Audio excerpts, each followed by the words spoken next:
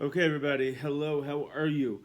Today is the first day of the Shloishes Minhag, the 3 days that are the lead up to Shavuos and Matan Torah, and it is now that we're supposed to start preparing for Matan Torah, for Kabbalas HaTorah. If one goes into Shavuos without preparing for it, then he's not going to have like a super geschmack Kabbalas HaTorah. So one of the things that we talk about with Shavuos is the minhag to stay up the whole night. Stay up the whole night and learn. Now, I just want to say, is it a chiyuv to stay up the whole night? Absolutely not. It's probably more of a chiyuv to stay up the night of Pesach doing the Haggadah than it is to stay up the night of Shavuos learning. Rabbi Yashiv Zechron Levracha did not stay up the whole night.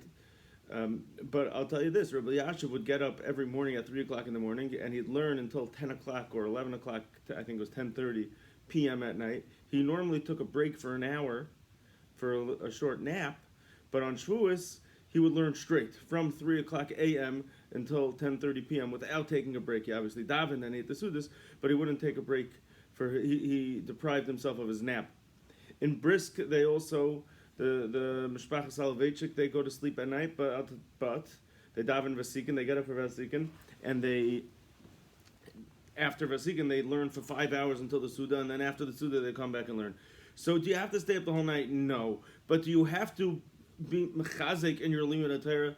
Absolutely. There's no way to do Kabbalas HaTorah without being mechazik in your limud haTorah.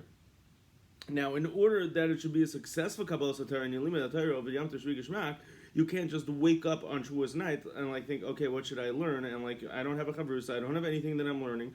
Just go over, pull out a random sefer and start reading it. It's just not going to happen.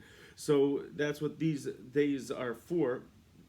Besides for planning the menu and meals and everything, you would think that it would be wise to plan what you're going to be learning, who you're going to be learning with. Unfortunately, at this point, we still don't have ironed out exactly the schedule and the shul, the format, what it's going to be like. But certainly, you should start thinking in terms of a chavrusa or what you're going to be learning, so that it should be a successful Kabbalas HaTorah. And of course, as we know, once you start learning and you have a chavrusa and it's geschmack, then the Torah becomes sweet. The Torah becomes just so geschmack, and then you feel Kabbalas HaTorah, and it's a great feeling.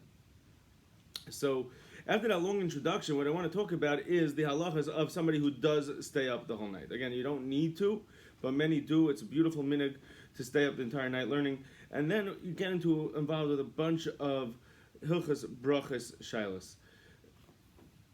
There are certain brachas that we say every morning that you can only say if you slept. If you did not sleep, then it's a shaila whether or not you're allowed to say them.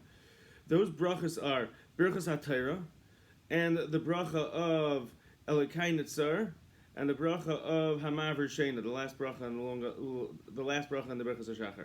Those brachas may or may not be dependent on a person sleeping.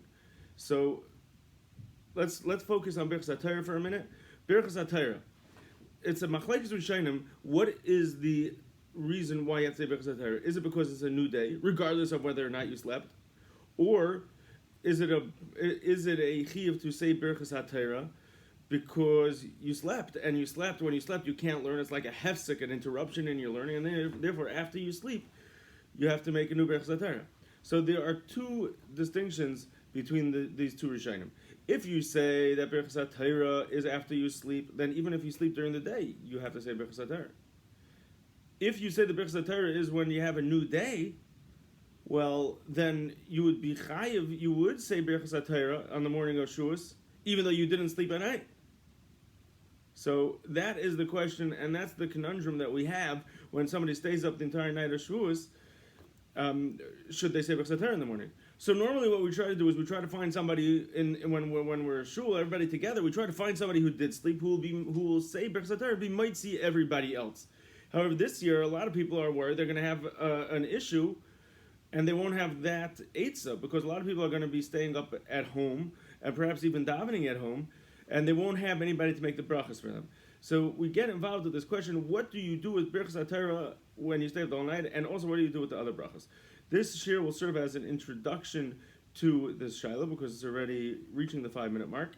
And tomorrow we're going to give halachic guidance on what to actually do regarding these brachas. Have a great day.